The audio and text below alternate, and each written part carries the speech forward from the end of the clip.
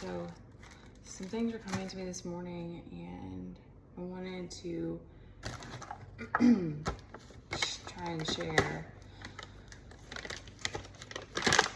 I didn't really understand the concept of like I've seen and heard a lot that the chosen, or like however you view yourself, like you are this pressure for people, and I didn't understand that concept. And even though this is like Walmart brand, I love the smell of it. So what something I've been, how do I like wrap this up? So something I've been moving through is every year that comes around, I've kind of go into this almost like Libra mode of like trying to sit with like what should we do, what should I do for school, and like I have to face it and sit with it and weigh the options and stuff. And our financial situation has been just as bad, if not worse, since it started this, not fully since doing homeschool, but since the last 2 years, pretty much. Like I don't have an extra source of income that's coming in, so the situation hasn't been,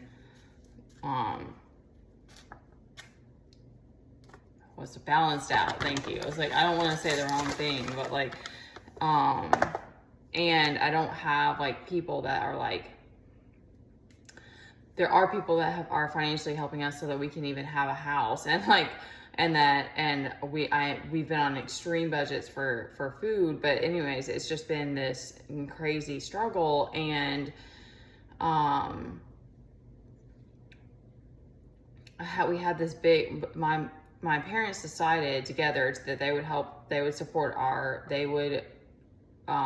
split our rent, our mortgage, so that I could homeschool.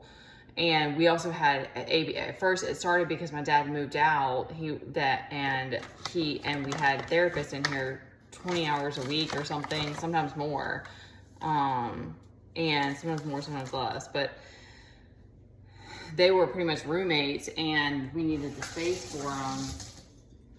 And so that's how that started. And then from there, I chose to homeschool, and my family seemed all supportive of it. And my dad was even offering to like pay me in the beginning to like do that. And then, but he went to my mom, and she was like, no, we're already helping and like this. So anyway, we're still in this very similar kind of situation. And I haven't had a lot of outside support. I haven't really built this this community or whatever. Like it's pretty much been me trying to figure everything out. And,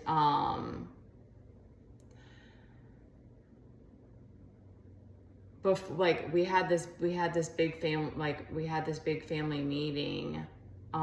It wasn't really a meeting. I don't know what you would even call it, because it was more of like a battle that between my family and my ex's family before I started homeschool, because my mom was trying to see if we could get some support, because they had already been financing things. And that was back in 2022, and John's family, or his mom, was there, and she was pretty much like, no, we can't help. And she was very like aggressive about it, because she felt she had to go back to work, right? Like both of her kids she put in daycare, and she was back at work at 6 weeks. And I'm over here as a single mom, like trying to homeschool my kid on like not enough, like to get by and stuff. So it's like there's a challenge there of like her identity and her choices, which is fine. Like it doesn't bother me, but she chose to go against me and be aggressive. And the irony, the things that happen are very interesting, because she'll send money like so it's like little things like that you'll see, where it's like people are very like Four of Pentacles with their money, and it's like they're like, okay, we'll give here and here, and we made this decision, so we're committed to it, but you don't get, but like, I'm not here to support you. I'm not here to like stand by you in your struggle, or like stand by you and help you as a single mom, like, you know, when you need a break, or like, I don't know what it would be, but I'm just making that point. Like, that's how it feels with this sort of like narcissistic type of energy or whatever. And then the other, so yeah, so they started sending us money like every holiday, and so which is a blessing. It's a blessing. Like, it's helped us immensely. And then the other part is that, because I kept having these moments of like, why is it like, how is it that my family has seen some of the worst of the behaviors of my kid, and like my ex has been, you know, spends time with him periodically, not very, like twice a year, but he does spend time with them, and he knows he's been there when he's had meltdowns and all these things. But like, when I talk to them, it's always like, I've noticed that they are just seeking control. They want to be the author of the story, and they want to rewrite the script, or they want it to be their way, or they want some sense of control. It's not about, there's nothing emotion, there's no empathy, there's no like, let's sit here in the discomfort of the unknown and try to work this out and weigh the options like I sit and do, and go from there. It's like there's always like when I talk to my kid's dad about school this year, he's like, I'm really worried about him with the social. I think he always pushes school. So he's like, he's never been like, you're doing a great, no, I shouldn't say never say never, but it's like he's not like, you're doing a really good job. Like, what do you want to talk about? Like, what are some of the options that we have? Like that, you know, I don't know. There's a ways to like open the conversation where you're having like a negotiation with someone, and it not be like, it's my way or your way. And that's what I noticed, is that it's like, that means that like it comes, that's why I think that's like where this pressure, because it's like, it comes back to me to be the author of my story regardless. So I have to be the one to sit here in this like stress, turmoil, whatever you want to call it, and like, and on my own, because I'm still the one that has to deal with it every day. So if I put my kid in school, anyway, I had to sit with that, talk to God about it. I made a video about it. It's like, it's been weighing really heavy on me, because it's like, this is not a small thing for me. This is like, going forward, this is my everyday life for me. So, and, I don't just want to put my kid in school just because we're having financial problems. I'm like, that's not the answer. And I know my kid, because I'm with him all the time, how much how overstimulated he is just in the grocery store, and he hates going to parades because of all the noise. And I'm like, those are the things that I think about putting him in school. And I'm like, I just think that the cons outweigh the pros for him and in our situation. And because I don't have our home situation isn't really settled, and my our financial situation is just, I don't want to say unstable, but it is kind of unstable. And so I'm like, I don't want to throw my kid in school, just have to figure out a job to start chasing money, and all, you know, and then whatever the stressors are it's all on me.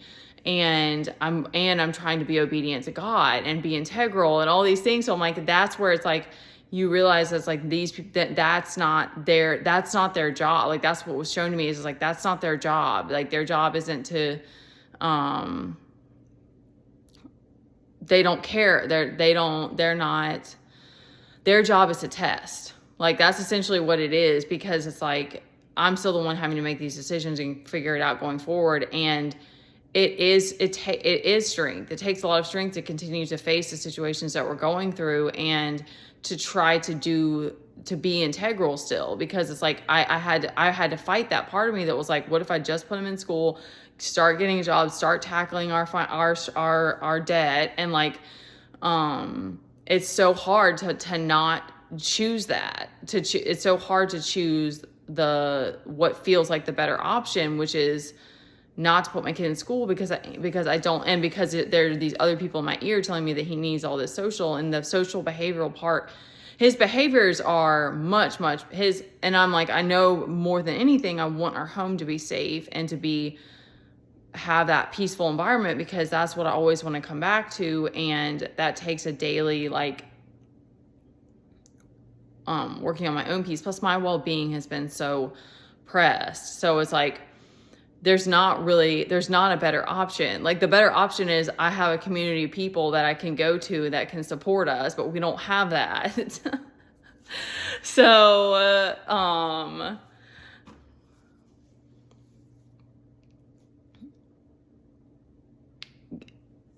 God is guiding me through it, and it always comes back to that, because other people just want that. They want it their way. They don't want what's best until you find Soul Tribe, and until you find those people that can sit there and negotiate with you, or they're truly speaking from their heart. Like, I have had genuine support come in, but it's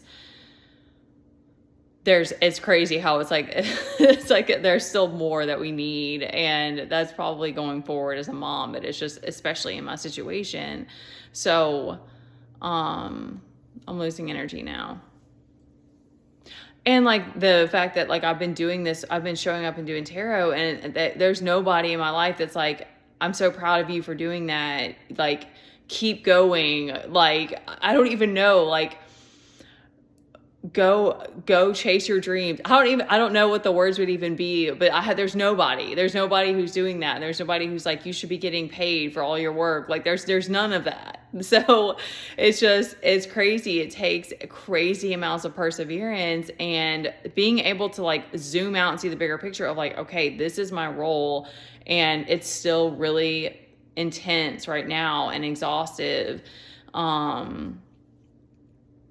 But God has, like, there have been a few moments that was like, I don't know if I can keep going. But besides that, like, God has pulled us through all of it. And in a bigger way, it is allowing me to, like, choose what I want to do and, like, create this reality that I want to have. It's just that not having more resources and support has made it a day by day, very, very slow process.